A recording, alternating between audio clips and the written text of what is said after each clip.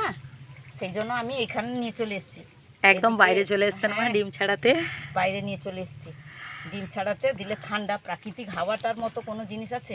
যত ফ্যান চালাও, যত যা করো, একদম এই প্রাকৃতিক হাওয়াটা। আচ্ছা, এদিকের পরিবেশটা দেখুন বন্ধুরা, একদম রোদ ঝলমলে, বেশ দারুণ। মানে পুজো প্যান্ডেল যাওয়ার পক্ষে মানে এই ওয়েদারটা না একদম মনোরম।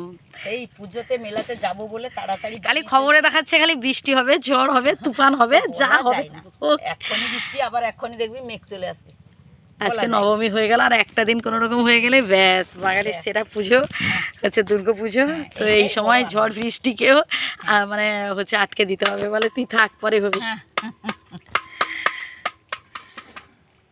কথা বলতে বলতে তোমার ডিম ছাড়ানো হয়ে গেল। তো বন্ধুরা চলে আসুন, সবাই মিলে এই ভাত এবং ডিমের ঝোল খেয়ে নিব, গরম গরম ভাত। ডিম মেলা দেখতে চলে যাবো, সেখানে বাকি ভালো মন্দ সেখানে খাওয়া হবে। এখানে পাতলা একদম ডিমের ঝোল খেয়ে আমরা বেরোবো। একদম পাতলা। এই যে চণ্ডীপাঠ হচ্ছে বন্ধুরা, শুনতে পাচ্ছেন, আমাদের পাশেই হচ্ছে পুজো। শুনতে পাচ্ছেন তো?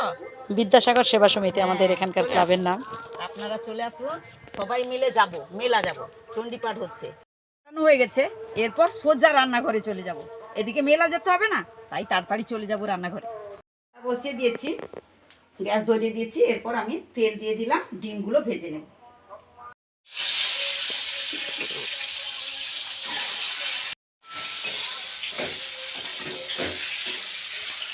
এরপর ডিমগুলো ভেজে নিয়েছি। এরপর আমি একটা প্লেটে পরপর আমি তুলে নিচ্ছি। কেটে রাখা আলুগুলো ভেজে নেব।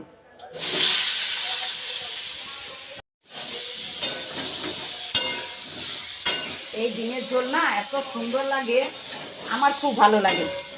আর আমার ছেলে মেয়েরাও ভালোবাসে। কেন বলুন তো? মাছ হলে কাঁটা বের করার কোনো সিস্টেম হয়ে গেছে। পরপর আমি তুলে নিচ্ছি। তেল দিয়ে দিলাম, দিয়ে দিব এলাচ, মিষ্টি কাঠ এবং তেজপাতা। দিয়ে দিচ্ছি জিরা ফোড়ন, দেব পেঁয়াজ এবং রসুন, জিরা বাটা। পর অল্প পরিমাণ জল দিয়ে দিলাম।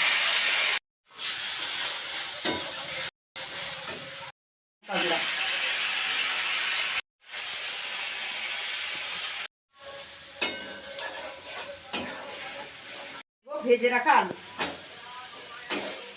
পরিমাণ মতো লবণ দিয়ে দিলাম।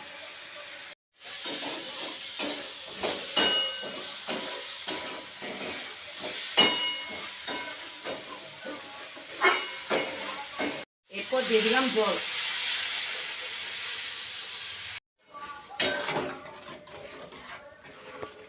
একটু ফুটে এলে দিয়ে দেবো ডিম, ভেজে রাখা ডিমগুলো দিয়ে দেবো।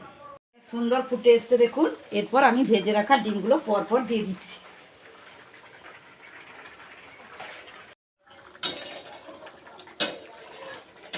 মা, তোমার হাতে ডিমের ঝোল খেতে না আমার ভীষণ ভালো লাগে, ভীষণ ভালো লাগে।